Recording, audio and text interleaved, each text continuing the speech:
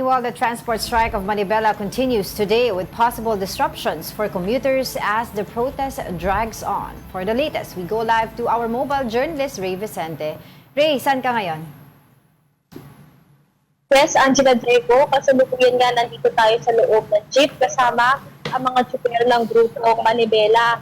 At sa kasalukuyan, ipapunta nga tayo sa Tagtahan, saan nga gaganapin yung pangalawang event nila para sa tigil pasada nila ngayong araw. Pero kanina, Angela Diego, nandito tayo sa kahabaan ng Commonwealth Avenue dahil nga doon nga isinagawa yung unang araw ng 3-day transport strike nila kanina kung saan nga kahit nga raw nagkaroon muli ng rollback ngayong araw, ang panawagan pa rin nila sana raw mapababa. Kung hindi mapababa, talagang bumalik daw sa dati ang presyo ng langis at syempre masuspende daw talaga yung excise pati VAT tax at maging ibasura rin talaga yung oil deregulation law. At isa kasalukuyan di tayo sa mesa, medyo malapit na tayo sa Nagtahan. Pero interview lang natin saglit, Angela Diego, yung Manibela chairman at si Sir Mar. Sir Mar, magandang umaga po. Magandang umaga po, Ma'am Angela and Sir Diego. Sir Mar, tanong lang po natin kasi yung grupong Pistol, kahapon po, naglabas na lang ng peso na fair hike. So, Opo. Request. Pero ang grupong Manibela po ba, ano po ba ang plano sa fair hike? Sa ngayon po ay wala tayong pinapile na petition para sa fare increase. Kasi nga yung piso na inaprubahan noong Marso ay binawi pa ng ating Pangulo. Kaya walang pag-asa na itong mga fare increase na ihahain natin ay maaprubahan. Ang sa atin lang, respeto na lang ito sa ating mga kasamahan na nag-file ng petition para sa fare increase. Mhm. Ano tayo ba na At least sana ang increase ay yung realistic na kaya talaga na papakinggan ng ating pamahalaan yung 5 pesos man lamang. Malaking bagay na ito para mabawi natin yung ating mga nalugi noong mga nakaraang pagtataas pa. At hanggang ngayon ay mataas pa rin naman. Ray, Yes po, Angela pwede ba kami Diego? magtanong kay Chairman. Chairman? Oo. Opo. Mar, ano po, hanggang kailan po natin gagawin itong tigil pasada? Hanggang po mapakinggan ng gobyerno yung ating panawagan na ma-rollback itong presyo ng mga produktong petrolyo sa tamang presyo po nito na alam natin dahil alam natin ang galaw ng presyo sa merkado. Malayong-malayo po itong rollback na ito kung ang pagbabasihan ay ang presyo po sa pandaigdigang merkado na naglalaro po ngayon sa assume na lang natin na $90 per barrel. At kung kukwentahin natin simula nung nagkaroon ng giyera na $72 per barrel, ang dapat dahil $18 po ang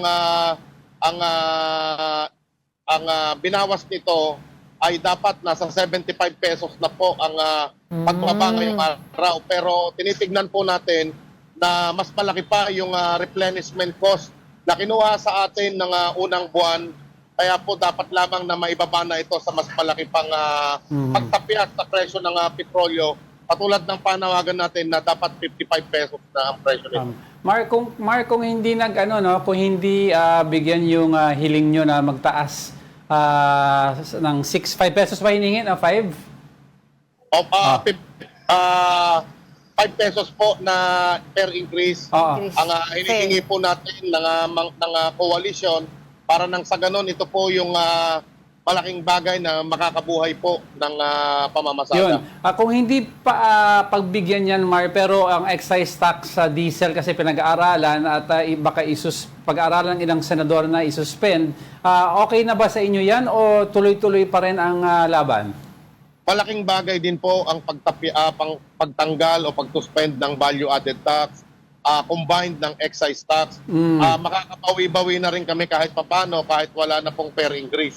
So alin man po doon sa dalawa, ang pagtanggal ng mga buwis or ang pagbibigay ng fare increase, kahit alin po doon sa dalawa ay welcome po sa atin. Basta lumaki lang ang take-home pay ng isang driver natin, no?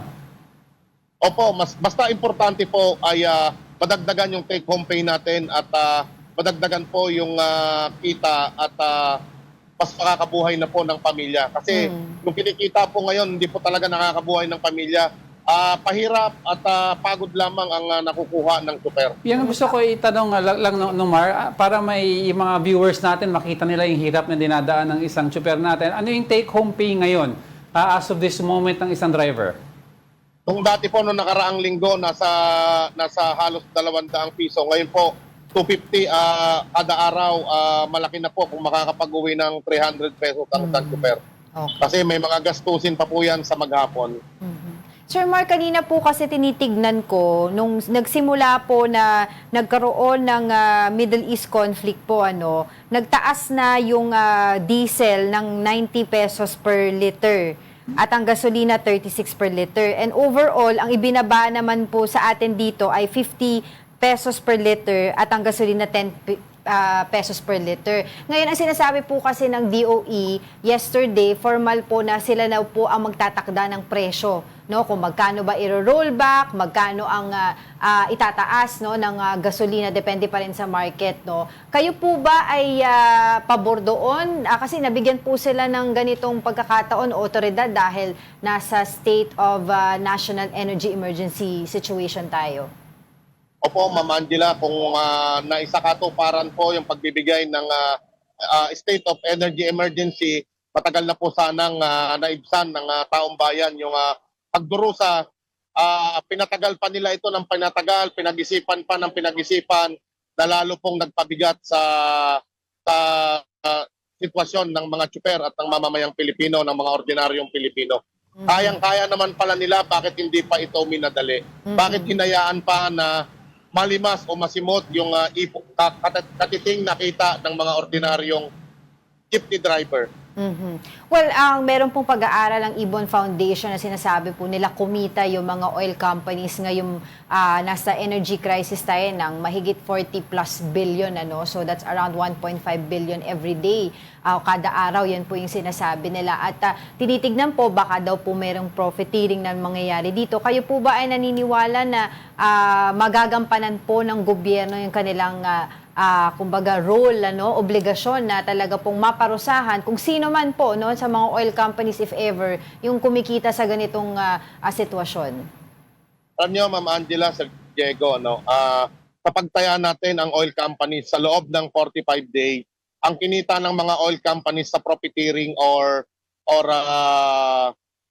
windfall profit, ang kinita po nila ay hindi bababa sa 130 billion pesos.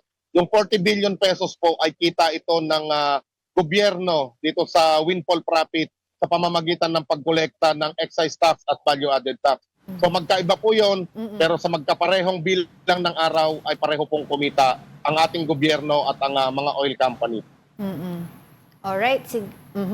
Sige po, maraming salamat po sa inyong oras, sa Marvel Buena.